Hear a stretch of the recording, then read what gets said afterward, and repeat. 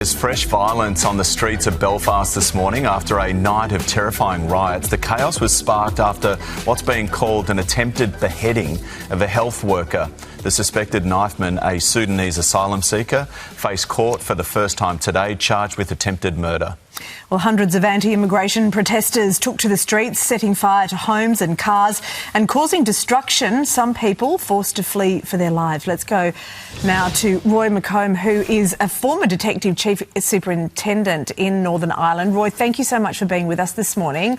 Look, we've just heard earlier before our reporter there saying that there is more rioting happening on the streets. It could ramp up even further as night falls. What are you expecting?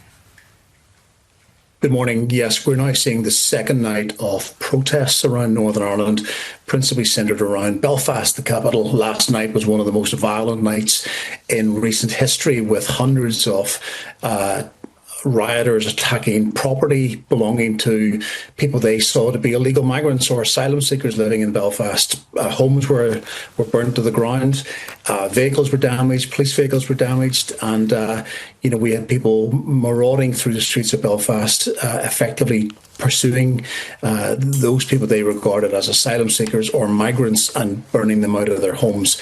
This evening is a little bit quieter, but there are still protests happening around Belfast, and there are violence scenes happening in different parts of Belfast as we speak. Roy, will you need to bring in reinforcements? How are police going to keep control of this situation?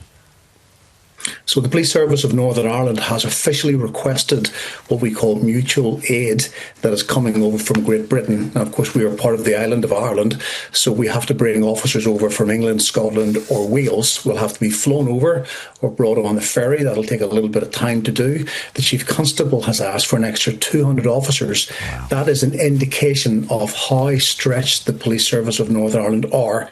Last night they were dealing with somewhere in the region of 25 to 30 separate locations where protests were being held, and violence broke out in about 50% of those locations. If that should happen again, there's no doubt that the Police Service of Northern Ireland will be severely stretched to make sure that they can protect the citizens of Belfast and Northern Ireland.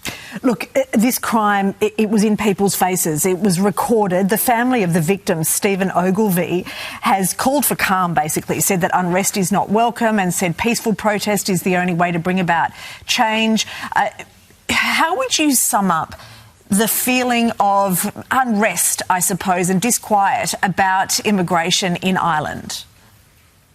Well, it's interesting you mentioned that the island of Ireland is seeing this in almost one perspective, as well as protests in Northern Ireland.